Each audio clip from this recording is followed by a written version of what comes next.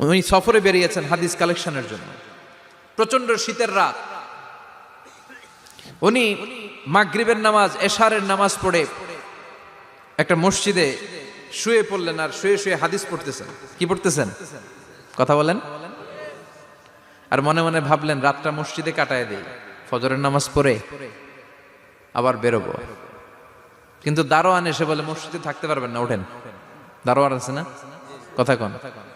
আহমদ ইবনে হাম্বল বললেন আমি শুধু রাতটা থাকতে চাই, আমি তো ফজরেরও মুসল্লি, ফজর নামাজ পড়বো তো এই মসজিদে, আমার থাকতে দাও। দারোয়ান তো দেয় না, কেনা মসজিদে থাকার জায়গা না, জান মিয়া। উনি যে আহমদ ইবনে হাম্বল এটা চিনে নাই, থাকতে দেয় না। কি করবে এখন? উনি কাঁথা গুছিয়ে হাদিসের কিতাব নিয়ে কাঁধের মধ্যে ব্যাগ নিয়ে মসজিদ থেকে বেরোয় গেলেন। কি আর করবেন, প্রচন্ড শীত, আর কাঁপতেছেন, বুড়ো মানুষ। পথিমধ্যে দেখলেন বাজার। বাজার একজন খাব্বাজ, শাবুন খাব্বাজ, যুবক রুটি বিক্রেতা। সে রুটি বিক্রি করে, চুলার মধ্যে রুটি সেকে। সে যে সালাম দিল আসসালামু আলাইকুম, যুবক বলে ওয়ালাইকুম আসসালাম। আহমদ ইবনে হাম্বল বলে যুবক আমার যাওয়ার জায়গা নেই, সফরে বেরিয়েছি, খুব শীতে কষ্ট পাচ্ছি, রাতে যদি তোমার এই চুলা থেকে একটু আগুন পোহাই কোনো সমস্যা? যুবক বলে না না সমস্যা না, আহলান ওয়া সাহলান, খোশ আমদেদ, আসেন আসেন, আপনি আগুন পোহাইলে আমার সমস্যা কি? সুবহানাল্লাহ পড়েন। আল্লাহ শুকরিয়া করে উনি বসলেন আর আগুন পোহাচ্ছেন। আর খেয়াল করলেন যুবক রুটি বানায় আর পরে আস্তাগফিরুল্লাহ, রুটির দলা বানায় পরে আস্তাগফিরুল্লাহ, খামির বানায় আর পরে আস্তাগফিরুল্লাহ, রুটি নিয়ে উনুনের ভিতরে চুলার ভিতরে সেকা দেয় আর পরে আস্তাগফিরুল্লাহ। দোকানদারের কাছে কেউ আসলেই সে রুটি দেয় আর পরে আস্তাগফিরুল্লাহ। ক্রেতার কাছ থেকে টাকা নিয়ে ক্যাশ বক্সে রাখে আর কি পড়ে? আবার রুটি বানানো শুরু করে আর কি পড়ে? খালি এইটাই পড়তেছে। ইমাম আহমদ ইবনে হাম্বল তো অবাক, কিরে এটা আবার কেমন যুবক, খালি আস্তাগফিরুল্লাহ। উনি প্রশ্ন করলেন যুবক ঘটনা কি? আসার পর থেকেই তোমার দেখতেছি তুমি রুটি বানাও, রুটি বিক্রি করো আর পড়ো আস্তাগফিরুল্লাহ, মালাকা ইয়া শাবাব। যুবক বলে আস্তাগফিরুল্লাহ আমার সবচেয়ে বেশি পছন্দের আমল, আমি সব সময় আঠার মতো ইস্তেগফারের সাথে লেগে থাকি আর সব সময় পড়তে থাকি আস্তাগফিরুল্লাহ, আর এর বদৌলতে আল্লাহ আমারে মুস্তাজাবুদ দাওয়া বানিয়ে দিয়েছে। আহমদ ইবনে হাম্বল তো অবাক, আনতা মুস্তাজাবুদ দাওয়া, তুমি মুস্তাজাবুদ দাওয়া রুটিওয়ালা? আমি এত বছর হাদিস পড়াই, আমিও তো মুস্তাজাবুদ দাওয়া না, আর তুমি রুটি বেচো বাজারে, তুমি মুস্তাজাবুদ দাওয়া, তুমি দোয়া করলে সব কবুল হয়ে যায়? যুবক বলে না আনা মুস্তাজাবুদ দাওয়া, আমি আমার জীবনে যত দোয়া করেছি কবুল করে নিয়েছে কে? সব দোয়া কবুল করে নিয়েছে আল্লাহ, একটা দোয়া ছাড়া। কয়টা? আহমদ ইবনে হাম্বলের কৌতূহল, কিউরিসিটি আরো বেড়ে গেল। কি? সব দোয়া কবুল হয়েছে, একটা দোয়া ছাড়া। মাযালিকা দোয়া ইয়া শাব, কি সেই দোয়া? যুবক এবার বলতে শুরু করলো আমার জীবনে যে দোয়াটা আল্লাহ কবুল করে নাই সেটা হচ্ছে আমি আল্লাহর কাছে অনেক চেয়েছি, অনেক দোয়া করেছি যে আল্লাহ শুনেছি এই জামানার সবচেয়ে বড় মুহাদ্দিস, তার নাম নাকি ইমাম আহমদ ইবনে হাম্বল। আল্লাহ তোমার কাছে আমার চাওয়া আমি যেন এই ইমাম আহমদ ইবনে হাম্বলরে দেখে মরতে পারি, আমি যেন ইমাম আহমদ ইবনে হাম্বলের হাতে হাত রেখে মুসাফা করতে পারি আর তার কপালে একটা চুমু এঁকে দিতে পারি। আহমদ ইবনে হাম্বল আবেগপ্রবণ হয়ে গেলেন, চোখের পানি ছেড়ে দিলেন, বললেন যুবক তোমার এই দোয়াটাও কবুল হয়ে গিয়েছে। আহমদ ইবনে হাম্বলের দেখার সাক্ষাৎ পাওয়ার জন্য আহমদ ইবনে হাম্বলের বাড়িতে তোমার যাওয়ার দরকার নাই, আহমদ ইবনে হাম্বল তোমার দরবারে ছুটে এসেছে। আনা আহমদ ইবনে হাম্বল মুহাদ্দিসুদ দাহর, আমি নিজেই আহমদ ইবনে হাম্বল। যুবক চোখের পানি ছেড়ে দেয়, আহমদ ইবনে হাম্বল চোখের পানি ছেড়ে দেয়। যুবক চিৎকার মেরে ইমাম আহমদ ইবনে হাম্বলকে জড়িয়ে ধরে, হাতে হাত রেখে মুসাফা করে, কপালের মধ্যে চুমু খায় আর আল্লাহর শুকরিয়া করে বলে ও ইমাম আসলে এই দোয়াটাও আল্লাহ আজকে কবুল করে নিল। বিশ্বাস হয়? সবসময় ইস্তেগফার পড়লে আপনার দোয়াগুলোর এইভাবে কবুল করে নিবে কে? এই পাঁচটা জিনিস পাবেন সবসময় যদি ইস্তেগফারের সাথে লেগে থাকেন। রাজি আছেন তো? এজন্য বিশ্বনবী সব সময় নামাজে সালাম ফিরানোর পরে পড়তেন আস্তাগফিরুল্লাহ। কি পড়তেন? 3 বার পড়তেন আস্তাগফিরুল্লাহ, আস্তাগফিরুল্লাহ, আস্তাগফিরুল্লাহ। পড়তে রাজি আছেন? ইস্তেগফারের অনেকগুলো আলফাজ আছে, সবচেয়ে ছোট ইস্তেগফার হচ্ছে এটা আস্তাগফিরুল্লাহ, আস্তাগফিরুল্লাহ। আরো আছে আস্তাগফিরুল্লাহ আল্লাযী লা ইলাহা ইল্লা হুয়াল হাইয়ুল কাইয়্যুম আতুবু ইলাইহি, বিশ্বনবী বলেন এই ইস্তেগফারটা যদি কেউ পড়ে, আত-তাওয়াল্লি মিন ইয়াউমিজ যাহাফ, যুদ্ধের ময়দান থেকে পালিয়ে আসা কবিরা গুনাহ। কি গুনাহ? কাফেরদের সাথে যুদ্ধ, আমি তাগড়া যুবক, তলোয়ার নিয়ে নেমেছি, আমার দেহের এক ফোঁটা রক্ত থাকা পর্যন্ত আমি যুদ্ধ চালিয়ে যাব, আমি ফিরে আসতে পারবো না, আইনটা কার? ফিরে আসলে কবিরা গুনাহ। বিশ্বনবী বলেন যুদ্ধের ময়দান থেকে ফিরে এসেছে এরকম কবিরা গুনাহ অবলম্বনকারীও যদি আস্তাগফিরুল্লাহ আল্লাযী লা ইলাহা ইল্লা হুয়াল হাইয়ুল কাইয়্যুম ওয়া আতুবু ইলাইহি পড়ে, ওই কবিরা গুনাহকারীকেও ক্ষমা করে দিবে কে? পড়তে রাজি আছেন তো? আবার সাইয়েদনা আবু বকর বললেন, ইয়া রাসূলুল্লাহ আল্লিমনি দুআআন আদউ বিহি ফি সালাতি, এমন দোয়া আপনি আমারে শিক্ষা দেন যেই দোয়াটা আমি নামাজে পড়তে পারি। বিশ্বনবী বললেন, পড়ো আল্লাহুম্মা ইন্নী যালামতু নাফসি যুলমান কাসীরান ওয়া লা ইয়াগফিরুয যুনুবা ইল্লা আনতা ফাগফিরলি মাগফিরাতাম মিন ইনদিক ইন্নাকা আনতাল গফুরুর রহিম। সুবহানাল্লাহ পড়েন। এটাও ইস্তেগফার। আমরা এটার বলে দোয়া মাসুরা, সালাম ফেরানোর আগে পড়ি না? যেখানেই ক্ষমা চাওয়ার কথা আছে ওইটারই কি বলে?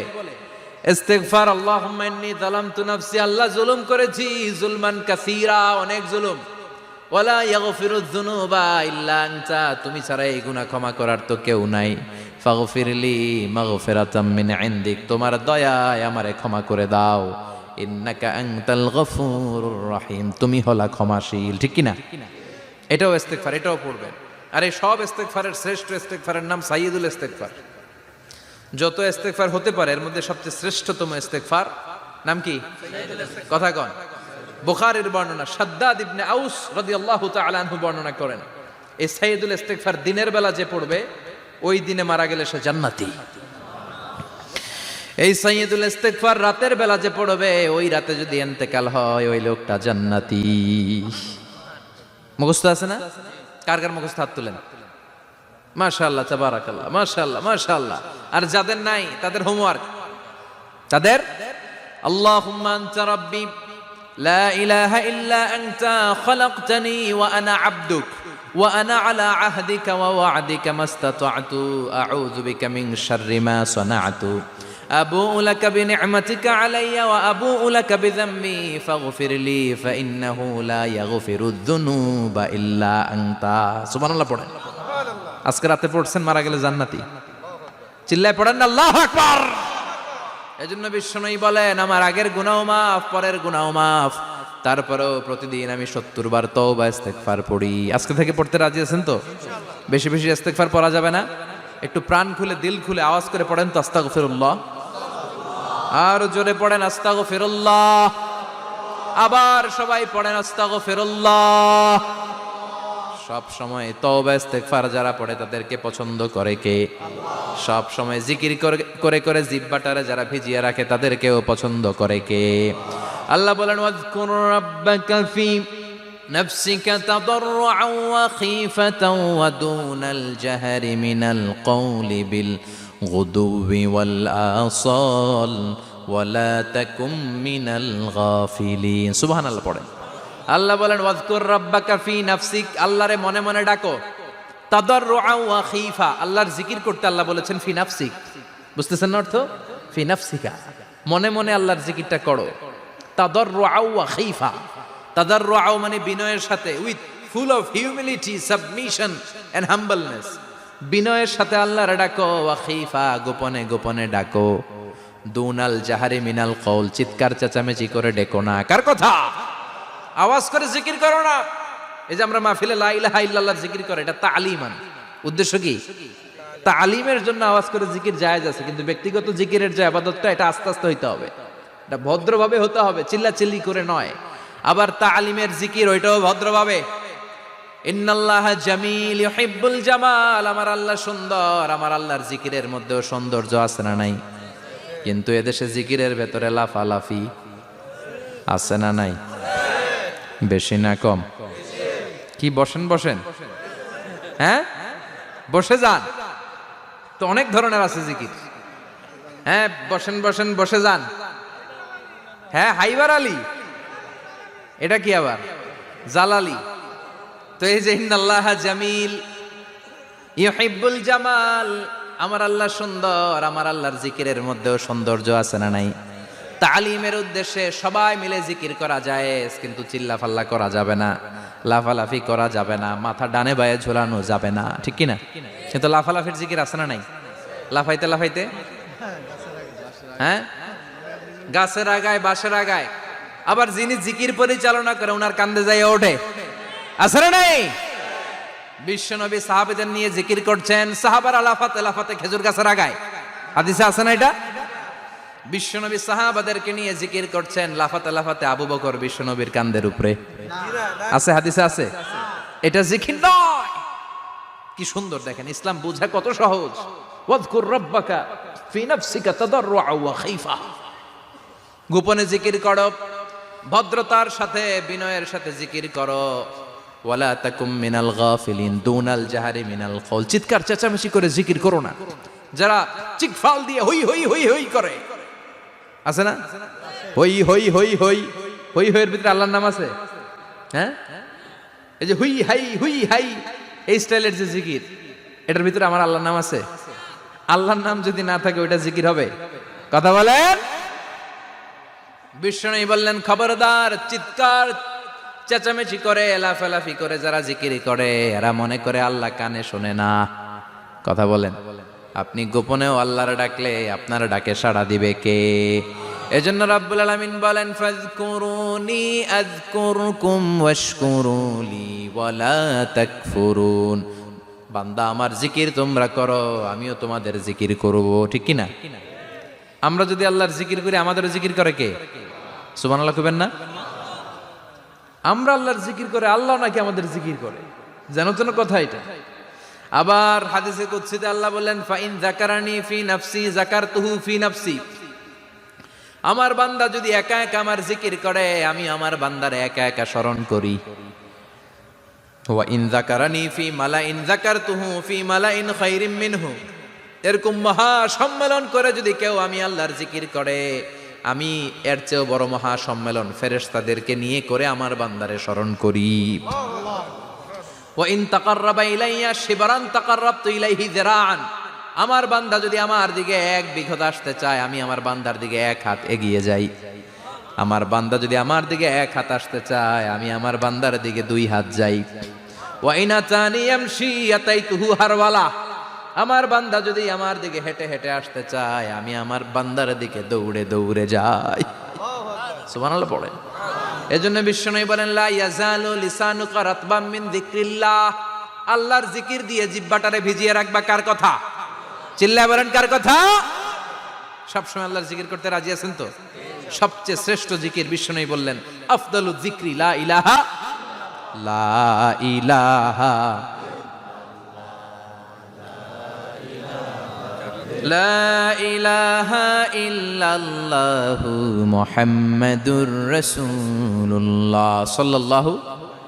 সবচাইতে শ্রেষ্ঠ জিকির লা ইলাহা। এর চেয়ে শ্রেষ্ঠ জিকির আছে? কথা বলেন।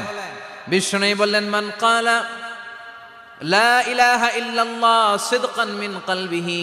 একনিষ্ঠতার সাথে অন্তর থেকে কেউ যদি জীবনে একবার বলে লা ইলাহা ইল্লাল্লাহ, দাখালাল জান্নাহ। তার যদি পাপ থাকে, অন্যায় থাকে, ওই পাপ আর অন্যায়ের শাস্তিগুলার পরে কোনো না কোনো দিন আমার ওই বান্দা জান্নাতে ঢুকবে। একবার যদি খালিসান মিন কলবিহি সে পড়ে লা ইলাহা ইল্লাল্লাহ, তার জন্য জান্নাতকে অবধারিত করে দিয়েছে কে? আবার এটার নাম আল্লাহ দিয়েছে কালিমায়ে। কথা বলেন।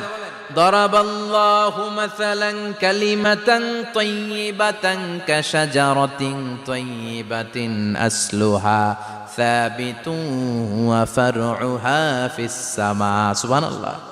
পবিত্র বাণী এটা কালিমায়ে তাইয়িবা।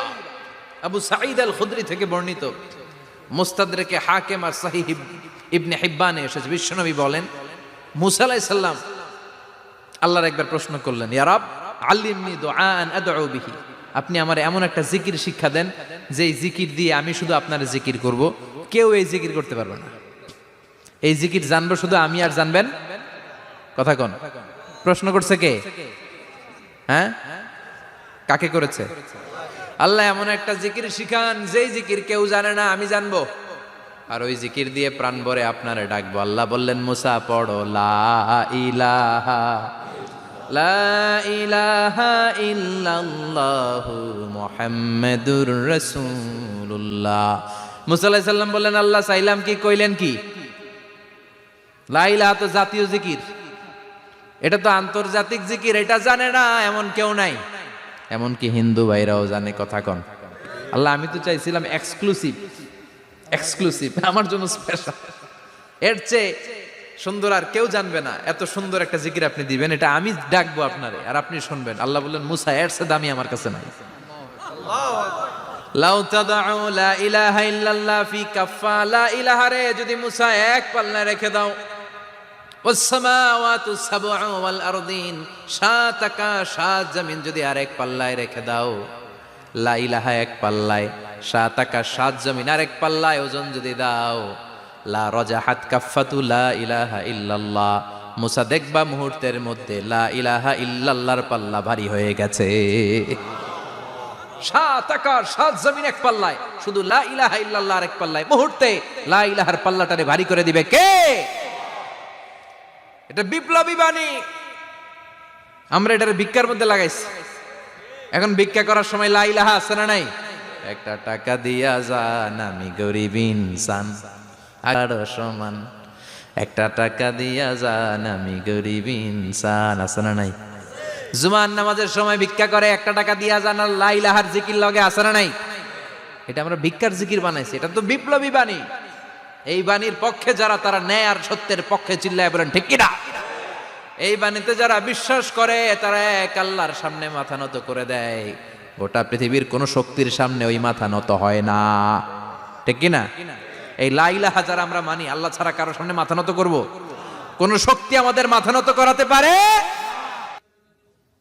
এই কালেমার আন্দোলন যারা করে, তারা আল্লাহ ছাড়া পৃথিবীর কাউরে ভয় পায় না।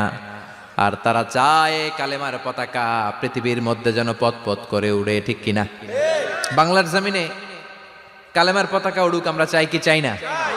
কোনো একদিন এ দেশের আকাশে কালিমার পতাকা উড়বে, সেদিন সবাই খোদাই বিধান পে দুঃখ বেদনা ভুলবে।